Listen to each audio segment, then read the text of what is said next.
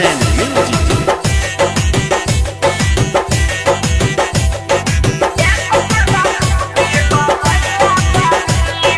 शादी भइल तोहसे हो गइलू हमार हो। शादी भइल तोहसे हो गइलू हमार हो। साचे बतावा प्यार कइलू कि ना हो।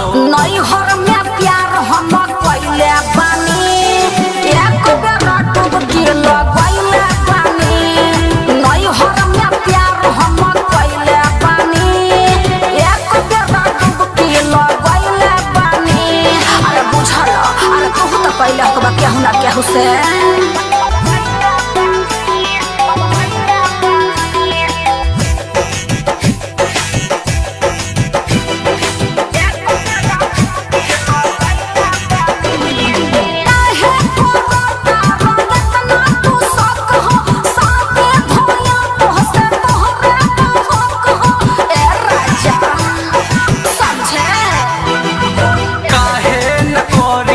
तोहरा पसंद हो नैहर के बात बताओ समझिए।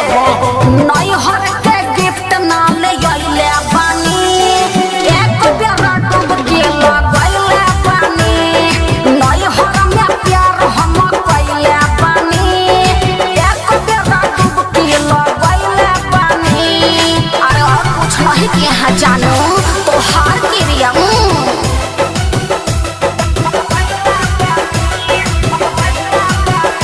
Digital Recording Studio, Delhi.